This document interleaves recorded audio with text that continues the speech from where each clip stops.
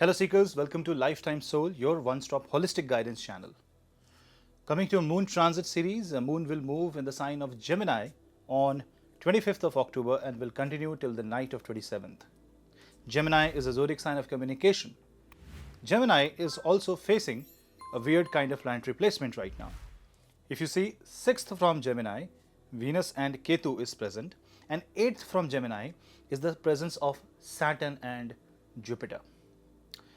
Now, why is Jupiter so important for Gemini? Because 7th from Gemini is Sagittarius and 10th from Gemini is Pisces. So, career area of Gemini is controlled by Jupiter, and that is right now in the 8th house. Whereas Venus and Ketu in the 6th house is actually creating a scenario where you just want to cut off from the world right now, and maybe you are thinking to reinvest your time and effort and your money for rebuilding your career and rebuilding your future. This is actually the theme of the moon transit for the next 2 to 3 days, and this feeling and this emotion that will come to transform your career into something else, to just get frustrated where you are, will only push you for a brand new idea and out of the box thinking, because Mercury, which is the ruler of Gemini and therefore the Rashi Lord, is exalt in the sign of Virgo. Therefore, Virgo zodiac, that means Virgo moon sign, Gemini moon sign, Sagittarius moon sign and Pisces moon sign people are going to feel the maximum transformation of this planetary transit. Moon transits very fast. It hardly stays for more than 2.5 days in one zodiac sign. So when moon is moving such fast pace, and this is how the emotions and the thoughts also move, the thoughts about quitting the current situation and moving into some better place is going to be the theme. But you know what will happen? Where you want to move, the place where you idealize to move, you find a very claustrophobic scenario there.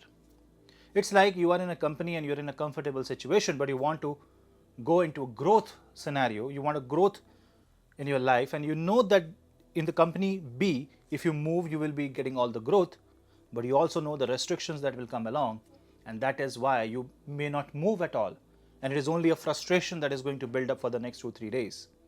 Be careful how you communicate and think logically.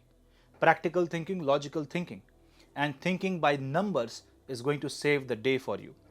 Especially if you're going to invest in stocks, or within the next 3 days a loan is going to be sanctioned in this time frame, then you should be very, very careful.